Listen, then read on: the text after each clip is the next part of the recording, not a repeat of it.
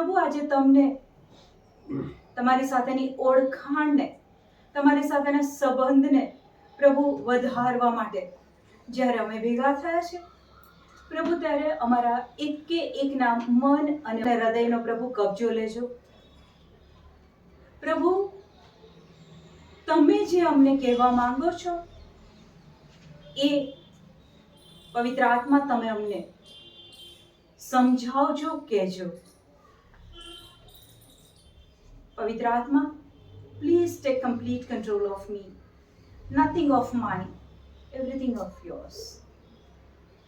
Thank you, Prabhu. Thank you, Prabhu. Hallelujah. Hallelujah.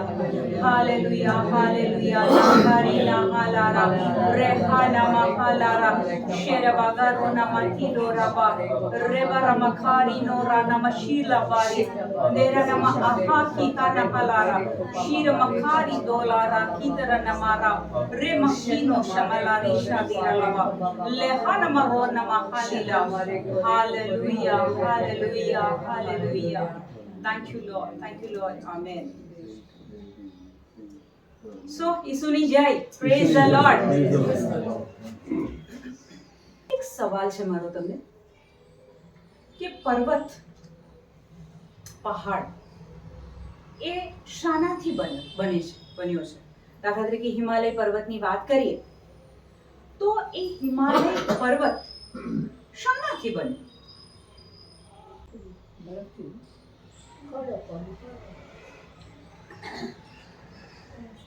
આ ઘર બનાવવું હોય તો એ પ્રમાણે હિમાલય પર્વત અથવા કોઈ પણ પર્વતની વાત કરીએ તો એ શાનાથી બન્યો છે? પથ્થર, માટી. હિબ્રુ 11:3 કાઢો. એને વડે જ આપણે સમજી શકીએ છીએ કે સૃષ્ટિ ઈશ્વરના શબ્દથી સર્જાઈ હતી. એને વડે જ આપણે સમજી શકીએ છીએ કે સૃષ્ટિ ઈશ્વરના શબ્દથી સર્જાઈ હતી. The world was created by his word, right?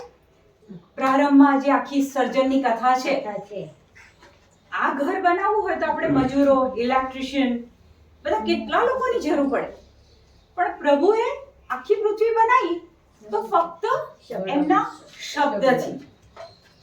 Okay, હવે આ શબ્દને હું આગળ રેફરન્સમાં લેવાની છું. આજનો મારો વિષય છે ઈસુનું અજોડ નામ. ઈસુનું જે નામ છે અજોડ છે, અને ઈસુના નામની અંદર 5 નામો છે. ઈસુનું જે નામ છે એની અંદર 5 નામ છે. આ એક વચન એવું છે, ઇંગ્લિશમાં અલગ નંબર છે, ગુજરાતીમાં અલગ નંબર છે. ગુજરાતીમાં વાંચો તો 5 વાંચજો, ઇંગ્લિશમાં વાંચો તો 6 વાંચજો. યશાયા 9:5 અને ઇંગ્લિશમાં એક આગળ પાછળ આવે છે. ઇંગ્લિશમાં પહેલા સાંભળી લઈએ. For us a child is born, to us a son is given, A child is born, to us a son is given. and the government shall be upon his shoulder, Yes. and his name shall be called His name shall be called, Wonderful his Counselor, name shall be called Wonderful Counselor. Wonderful Counselor, Mighty God, Everlasting Father, Father, Prince of Prince Peace. of Peace. ગુજરાતીમાં કહે છે કે અદ્ભુત, સલાહકાર, સર્વશક્તિમાન પ્રભુ, શાશ્વત પિતા અને શાંતિનો. એ ઈસુના જન્મના પહેલા 600-650 વર્ષ પહેલા એ જન્મેલા, અને પ્રભુએ એમને આ બધી દૈવી વાણી, આ બધું એમને બતાવેલું, અને એમણે આ લખ્યું હતું કે ઈસુ આવશે તો કે કેવા, તો કે અદ્ભુત, વન્ડરફુલ. પછી કે છે કે સલાહકાર. એની ટાઈમ યુ આર ઇન, ક્યારે બી તમે તકલીફમાં છો, તમે જો ઈસુનું નામ લઈને એની સલાહ માંગો, જો દુનિયાની વ્યક્તિની જગ્યાએ, તો એમની સલાહ સૌથી આપણા માટે એ સફળતા આપનારી હશે. પછી કહે છે કે સલાહકાર, પછી કહે છે કે સર્વશક્તિમાન, એની પાસે બધી જ શક્તિ છે. પછી કહે છે કે શાશ્વત પિતા, એવરલાસ્ટિંગ ફાધર. આપણે કેથલિક લોકો જો કોઈ પ્રોટેસ્ટન્ટ એમ બોલી જાય ઈસુ બાપ, ઈસુ બાપ અમારી પ્રાર્થના સાંભળજો, તો આપણને એ ઈસુ ને બાપ ભેગું નથી થતું. Do you agree? All Catholics? Do you agree? પણ અહીંયા વચન કહે છે કે everlasting father, Jesus is everlasting. શાશ્વત પિતા છે આપણા. એ પિતા પણ છે, એ પુત્ર પણ છે. એક વચન છે, એ કહે છે કે મારા ઘેટા મારો સાથ સાંભળે છે, તેઓ મારી પાછળ આવે છે, હું તેઓને ઓળખું છું, હું તેઓને શાશ્વત જીવન આપું છું, તેઓનો કદી નાશ નહીં થાય, તેઓને મારા હાથમાંથી કોઈ લઈ નહીં શકે, તેઓને મારા હાથમાં મૂકનાર પિતાથી કોઈ મોટું નથી, પિતાના હાથમાંથી કોઈ તેમને છીનવી લઈ શકે તેમ નથી. હું ને પિતા એક છીએ. હું ને પિતા એક છીએ. તો આપણે હંમેશા મને લાઈક મારો અનુભવ છે કે આપણે ઈસુ બાપ બોલવા ક્યારેય નથી કેળવ્યા, પણ યશાયાના સમયથી આ ઈશ્વરે લખાવડાયેલું છે, બતાવડાયેલું છે કે એ શાશ્વત પિતા છે. અને છેલ્લે કહે છે કે શાંતિનો કુંવર, રાજકુંવર. ઓકે, હવે યશાયામાં 7:14 કાઢજો. યશાયા 7:14. પ્રભુ પોતે તને એંધાણી બતાવશે. પ્રભુ પોતે તને એંધાણી બતાવશે. એક જુવાન સ્ત્રીને ગર્ભ રહ્યો છે એક જુવાન સ્ત્રીને ગર્ભ રહ્યો છે, અને તે એક પુત્રને જન્મ આપશે, અને તે એક પુત્રને જન્મ આપશે, અને તેનું નામ ઇમાનુએલ એટલે કે તેનું નામ ઇમ્માન્યુએલ એટલે કે આપણી સાથે ઈશ્વર. આપણી સાથે પ્રભુ. જ્યારે આ નાતાલની તાજી ઉજવણી કરી છે, આ શબ્દ આપણે ઘણી વખત આ વાંચનમાં ને એમાં સાંભળ્યો છે, રાઈટ? તો કહે છે કે પ્રભુ હંમેશા આપણી સાથે. ઈસુનું નામ પાવરફુલ, શક્તિશાળી, પરિણામ લાવનારું નામ. અને એ નામ માટે પહેલેથી કહેવામાં આવેલું કે ઇમ્માન્યુએલ રાખજે. તો આગળ આપણે 5 રેફરન્સ જોયો, હવે ફરીથી એક નામ આવ્યું, ઇમ્માન્યુએલ. હવે માથી 1:21 કાઢો અને લુક 1:31 બંને સાથે જોઈએ આપણે. તેને પુત્ર અવતરશે તેને પુત્ર અવતરશે, અને તું તેનું નામ ઈસુ પાડજે. તેને પુત્ર અવતરશે અને તું તેનું નામ ઈસુ તું પાડજે, એનું નામ ઈસુ પાડજે. કારણ સંત યોસેફને જ્યારે ખબર પડી કે માતા મરિયમ ગર્ભાવસ્થા ધારણ કરી છે, એમને એ પ્રેગ્નન્ટ છે, તો સંત યોસેફને એમની બદનામી નહોતી કરવી, એટલે એ વિચારતા હતા કે હું ચૂપચાપ પોહા કર્યા વગર એમને છૂટા કરી દઉં. એ સૂતા હોય છે ને સ્વપ્નમાં દેવદૂત એમને સંદેશો આપે છે. સંદેશો આપે છે ત્યારે શું નામ આપે છે? પહેલા કહે છે કે ઇમ્માન્યુએલ. હવે દૂત સંદેશો આપે છે, કહે છે કે તું એનું નામ શું રાખજે? ઈસુ રાખજે. અને લુક 1:31 કાઢો.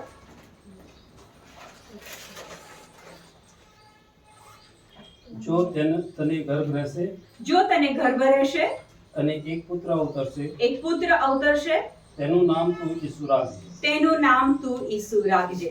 આ માતા મરિયમને સંદેશો મળે છે.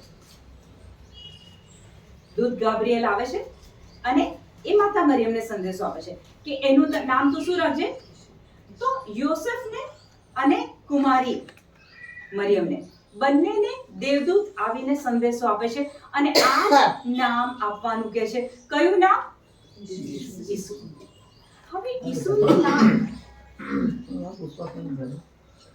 ઈસુનું નામ આપણે યશાયાથી જોવાની શરૂઆત કરી તો કે છે અદ્ભુત, સલાહકાર, સર્વશક્તિમાન, શાશ્વત પિતા અને શાંતિનો રાજકુમાર.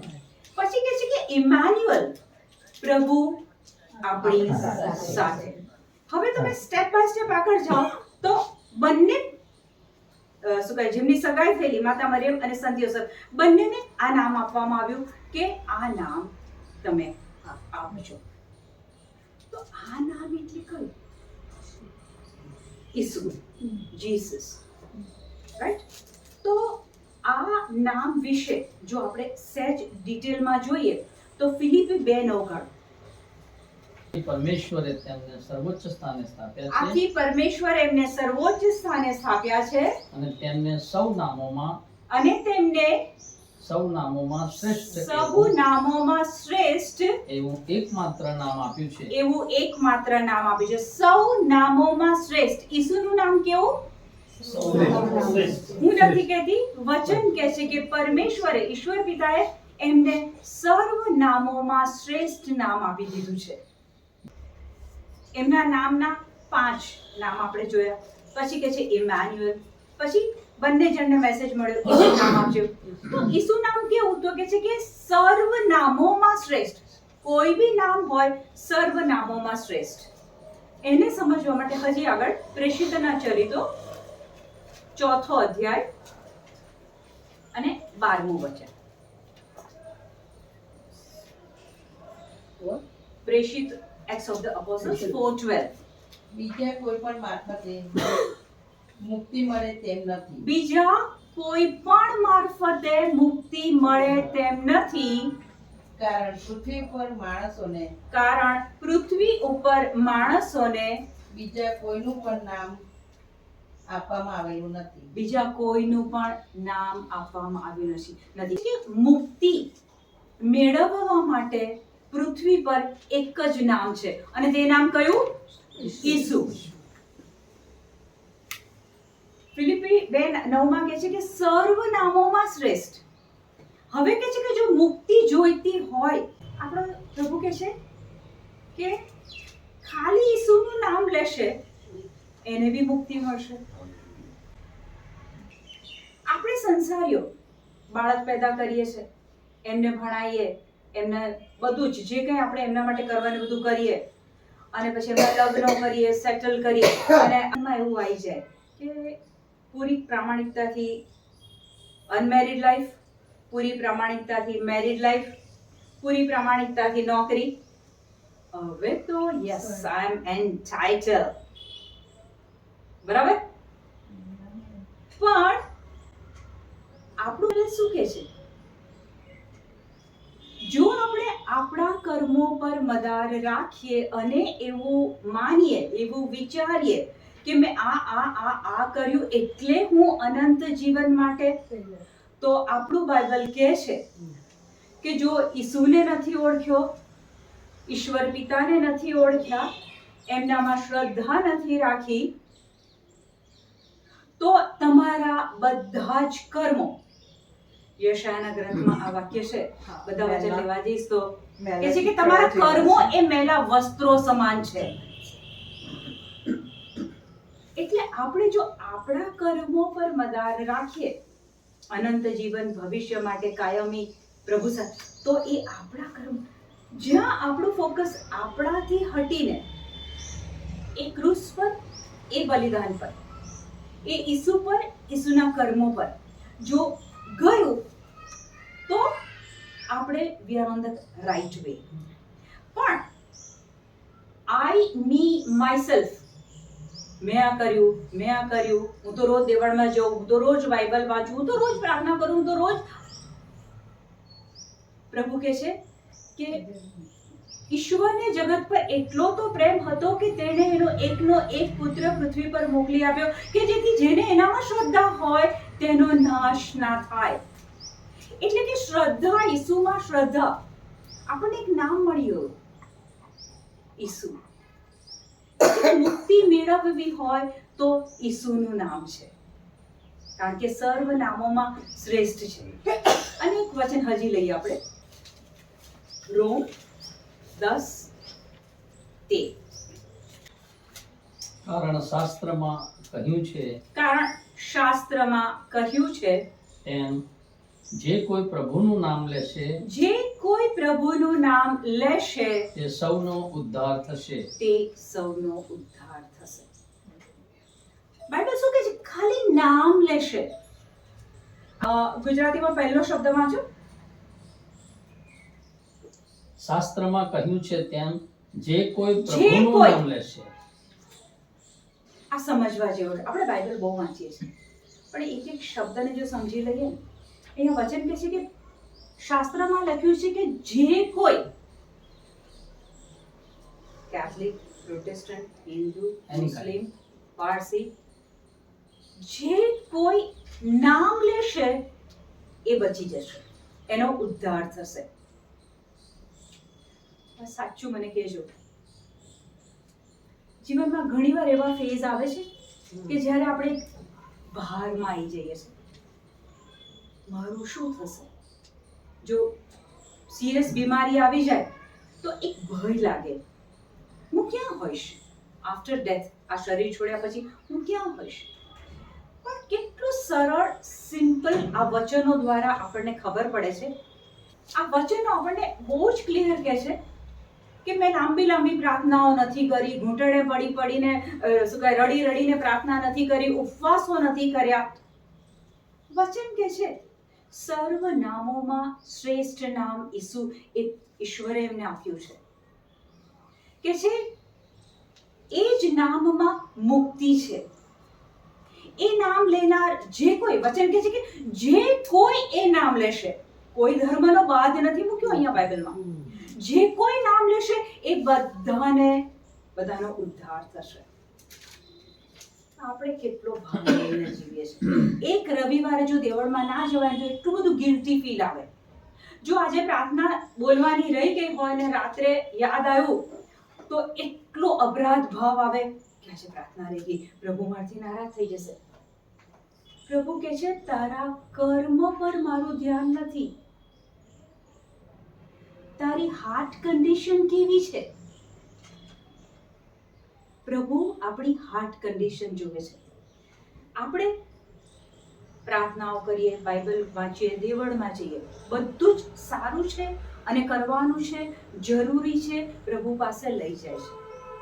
પણ એની સાથે સાથે આપણે એક જાગૃતતા રાખવાની છે કે how is my heart condition. દિવસ દરમિયાન ગુસ્સો, ઈર્ષા, નફરત, નકારાત્મક શબ્દો, શંકા, બાઇબલ વાંચવાનું ખરું, પણ બાઇબલ વાંચ્યા અને પછી નેક્સ્ટ મોમેન્ટ પર આ હાડકાનો દુખાવો મળશે કે નહીં મળે. બાઇબલમાં તો લખ્યું છે કે ઈસુના ઘાથી હું સાજી થઈ ગઈ છું, ઈસુના સોળથી હું સાજી સમી છું. પણ એ વાંચીને પછી તરત જ શંકા, આ મટે કે નહીં, આ કેવી રીતના મટે. વચન તો કહે છે પણ આ ડોક્ટર તો આવું કહે છે. પ્રભુ આપણી હાર્ટ કન્ડિશન 24 કલાક જોવે છે. આજથી આપણે આ એક ભારમાંથી બહાર આવી જઈએ. ઈસુના નામમાં જ એટલી શક્તિ છે, ઈસુના નામમાં જ તંદુરસ્તી છે, ઈસુના નામમાં જ અનંત જીવન છે, ઈસુના નામમાં જ મુક્તિ છે. તો શા માટે બહાર લઈને જીવીએ? રાઈટ? અત્યાર સુધીમાં કોઈ સવાલ થાય છે, કંઈક કહેવાનું મન થાય છે? કારણ કે વચન કે છે પ્રભુ ઈસુ ખ્રિસ્તના નામમાં મુક્તિ છે, પ્રભુ ઈસુ ખ્રિસ્તના નામમાં ઉદ્ધાર છે. મારું પાસ્ટ શું છે પ્રભુ નથી જોતા. વચનમાં કીધું છે કે તમારા પાપો તો મેં વાદળની જેમ વિખેરી નાખ્યા છે, ધુમ્મસની જેમ હટાઈ દીધા છે. વચન કે છે કે ઈસુના લોહીથી આપણા પાપો ધોવાઈ ગયા છે. તો આ ઈસુનું નામ પુષ્કળ પાવરફુલ, સાજાપણું આપવા વાળું, શાંતિ, આનંદ, સંતોષ આપવા વાળું, જીવન, સાચું જીવન આપવા વાળું નામ છે. તો દિવસ દરમિયાન કશું ના થઈ શકે તો એટલીસ્ટ આપણે આ નામનું રટણ જ કરીએ ને, પ્રભુ ઈસુ ખ્રિસ્ત. વચન કે છે મુક્તિ મળી જશે, વચન કે છે ઉદ્ધાર મળી જશે, વચન કે છે અનંત જીવન મળશે. ઉત્પત્તિ 1:1 ખોલો. પ્રારંભમાં ઈશ્વરે આકાશ અને પૃથ્વી સર્જ્યા. પ્રારંભમાં ઈશ્વરે આકાશ અને પૃથ્વી સર્જ્યા. પૃથ્વી અસ્તવ્યસ્ત અને શૂન્ય હતી, પૃથ્વી અસ્તવ્યસ્ત અને શૂન્ય હતી, અને અથાગ જલરાશિ ઉપર અંધકાર છવાયેલો હતો, અથાગ જલરાશિ ઉપર અંધકાર છવાયેલો હતો, અને પાણી પર ઈશ્વરની શક્તિ ઘૂમતી હતી. અને પાણી પર ઈશ્વરની શક્તિ ઘૂમતી હતી. શરૂઆતમાં સર્જન થયું એ પહેલા આ સ્થિતિ હતી કે બધે અંધકાર, બધે જ પાણી, અને પાણી પર શું ઘૂમતું હતું? ઈશ્વરની શક્તિ. હવે ત્રીજું વચન દિવ્યાબેન વાંચો. ત્રીજું વચન. ઈશ્વરે કહ્યું પ્રકાશ પ્રગટો ઈશ્વરે કહ્યું પ્રકાશ પ્રગટો અને પ્રકાશ પ્રગટ્યો અને પ્રકાશ પ્રગટ્યો. અને તે ઈશ્વર શું બોલ્યા? નીરુબેન? પ્રકાશ પ્રકાશ પ્રગટો. અને તરત જ શું થયું? પ્રકાશ પ્રગટ્યો. પ્રભુ એવું કીધું કે આખી પૃથ્વી પર અંધારું છે, હવે અંધારું તું જતું રહે અને હવે પ્રકાશ આવે. પ્રભુ એ જ બોલ્યા કે એમને જોઈતું હતું, એમને પ્રકાશ જોઈતો હતો. એ શું બોલ્યા? પ્રકાશ પ્રગટો. અને તરત જ પ્રકાશ પ્રગટ્યો. Okay, only Nirmita will answer me, no other will reply. પ્રભુએ પ્રકાશ કરવા માટે શું કર્યું? Only Nirmita. That's why I said only Nirmita. દૂર કર્યો. Very good. એના સિવાય શું કર્યું? અતુલભાઈ, એ પ્રભુએ શું કર્યું? બોલ્યા પ્રભુ શું બોલ્યા? પ્રકાશ કા પિંકીબેન, પ્રભુ શું બોલ્યા? પ્રભુ શું બોલ્યા? શરૂઆતમાં પહેલા વચનમાં કહે છે કે પ્રભુએ આકાશ અને પૃથ્વી સર્જ્યા. બીજા વચનમાં કહે છે કે પૃથ્વી પર અંધકાર હતો અને બધે પાણી છવાયેલા હતા અને પાણી પર શું હતું? ઈશ્વરની શક્તિ, પવિત્ર આત્મા. હવે જ્યારે પ્રભુ બોલ્યા પ્રકાશ પ્રગટો, હોલી સ્પિરિટે એને મેનિફેસ્ટ કર્યું, એને પરિપૂર્ણ કર્યું. આપણે શરૂઆતમાં જ જોયું હિબ્રુ 11:3 પૃથ્વીનું સર્જન કહે છે કે બધું સર્જન શબ્દોથી પ્રભુએ કર્યું છે. એટલે કે શબ્દમાં પાવર છે એ નક્કી, શબ્દમાં શક્તિ છે એ નક્કી. બે પ્રકારના શબ્દો છે, શંકા ભર્યા, ડર વાળા, ડાઉટફુલ, નકારાત્મક, એ બી શબ્દો છે.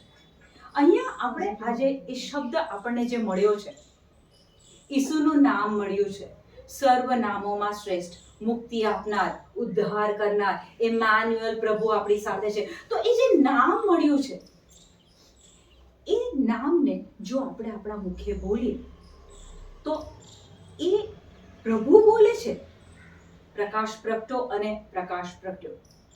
તો કદાચ આપણને એવું થઈ શકે ને અતુલભાઈ કે એ તો પ્રભુ હતા તો બોલ્યા, આપણે બોલવાથી થોડી પ્રકાશ થાય?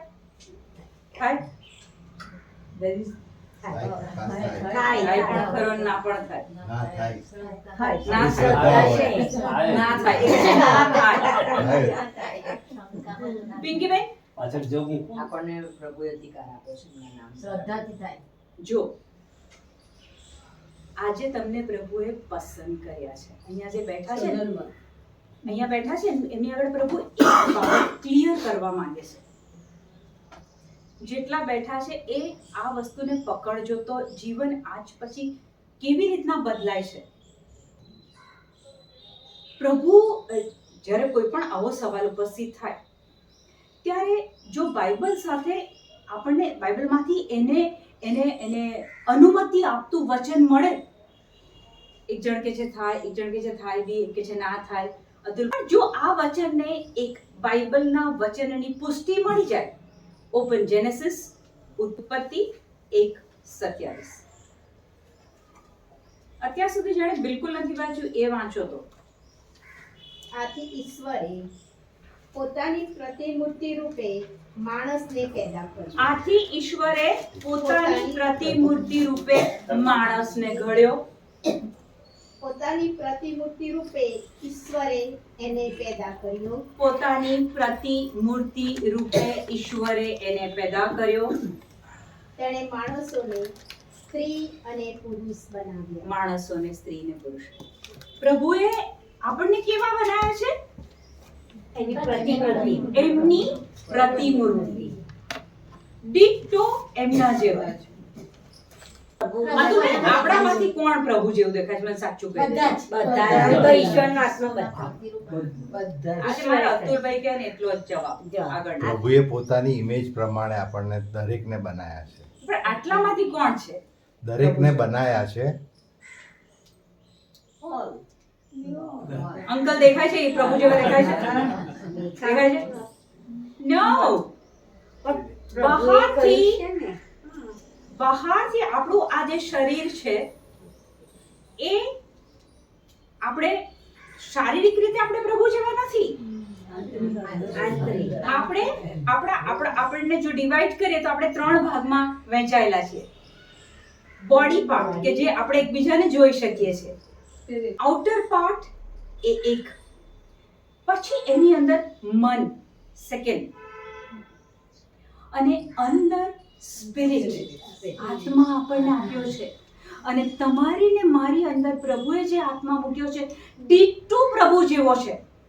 આપણને જે પ્રભુએ આત્મા આપ્યો છે એ બરાબર પ્રભુ જેવો છે. હવે જો પ્રભુ બોલે છે કે લેટ ધેર બી લાઇટ, અજવાળું થાવ, એ જ આત્મા મને ને તમને આપ્યો છે. જો આપણને ખબર હોય કે એ પાવરફુલ આત્મા પ્રભુએ મારી અંદર મૂક્યો છે અને એ આત્મા અંદર છે, જ્યારે હું એ શબ્દ બોલું ત્યારે કેવો ચમત્કાર થઈ શકે છે, કેવી પરિસ્થિતિ બદલાઈ શકે છે, સિચ્યુએશન કેવી ચેન્જ થઈ શકે છે. જો એ મને ખબર હોય તો હું કરું ને. પણ ખબર જ ના હોય, આપણે શું સમજીએ છીએ કે આપણે પ્રભુ જેવા છીએ. આપણે આ શરીર એક દિવસે બિલાડી બાગ, બરાબર? પછી મારું કશું થશે ને પછી અશ્રુબેન પ્રવીણને પૂછશે કે ડેડ બોડી કેટલા વાગે લઈ જવાના છો? આ બહારના શરીરનું કોઈ મહત્વ નથી. જે મહત્વ છે એ સ્પિરિટ એ દિવસે, મારો અંદર જે આત્મા છે એ આત્મા આ શરીર છોડીને નીકળી જશે. ઓકે? તો આપણને પ્રભુની પ્રતિમૂર્તિ રૂપ બનાવવામાં આવ્યા છે. જો પ્રભુ બોલે છે ને પરિણામ આવે છે, કારણ કે વચન આપણે પહેલા જ જોયું કે અંધારું હતું, પાણી હતું, પાણીની ઉપર ઈશ્વરની શક્તિ ઘૂમતી હતી, પવિત્ર આત્મા. જ્યારે પ્રભુ બોલે છે કે અજવાળું પ્રગટો, ત્યારે પવિત્ર આત્મા એ કામ કરે છે. હવે જો મને ને તમને ખબર હોય કે મારા શરીરમાં કોઈ દુખાવો છે અને જો હું એ દુખાવાને હુકમ કરું, અને તે પણ આપણને હવે આટલા વચનો દ્વારા એક માઇટી નેમ મળી ગયું, શક્તિશાળી નામ મળી ગયું, ઈસુ. જો ઈસુના નામમાં હું એને ભગાડું તો એ કામ થાય કે ના થાય? તો આજે આપણને એ શક્તિશાળી નામ મળી ગયું છે. સર્જન શબ્દથી થયું છે. પવિત્ર આત્મા 24/7 રાહ જોઈને ઊભા છે કે તમે તમારા આ મુખમાંથી શબ્દ બોલો અને પવિત્ર આત્મા એ તમને પૂર્ણાહુતિ કરીને આપે. પ્રભુ ઈસુ ખ્રિસ્તના પવિત્ર નામમાં માથાથી પગ સુધી હું તંદુરસ્ત છું. દિવસ દરમિયાન આ વાક્ય જો આપણે રટ્યા કરીએ તો પેલા ઢીંચણના દુખાવા કદાચ ઘૂસેલા બી હોય ને, તો એ ઈસુનું શક્તિશાળી નામ, જીસસ ઇઝ અ હીલર, એનું નામ લો અને સાજાપણું. તો જ્યારે આ તમે લાઈફસ્ટાઈલ બનાવી દો ને, અઠવાડિયું બોલો પછી બંધ કરી દેવાનું વરસ, પછી એક રિટ્રીટની રાહ જોવાની, રિટ્રીટમાં જઈએ પાછું ફાધર કશું યાદ કરાવે, તારા બીજું અઠવાડિયું. નો, જેમ ખાધા વગર નથી ચાલતું, પાણી વગર નથી ચાલતું, એ જ પ્રમાણે જો ઈસુના નામમાં કોઈ પણ દુખાવાને આપણે હુકમ આપીએ તો જેમ પ્રભુ બોલે ને પરિણામ મળે, ચોક્કસ આપણને એ શક્તિશાળી આત્મા મળેલો છે, પાવરફુલ આત્મા મળેલો છે, આપણને પણ એ પરિણામ મળે છે. ઓકે? સો છેલ્લે પૂર્ણાહુતિ કરું તો ઈસુનું શક્તિશાળી નામ, માત્ર નામ, જ્યારે આપણે રટવાની કોશિશ કરીએ, સતત એને સ્મરણમાં રાખીએ, ત્યારે એ આખી પરિસ્થિતિ બદલાઈ જાય. ધન્યવાદ, ધન્યવાદ પ્રભુ ઈસુ ખ્રિસ્ત, તમારો આભાર માનીએ છીએ. પ્રભુ વચન કહે છે કે તમે મને પસંદ નથી કર્યો, પણ મેં તમને પસંદ કર્યા છે સદા ટકે એવા ફળ આપવા માટે.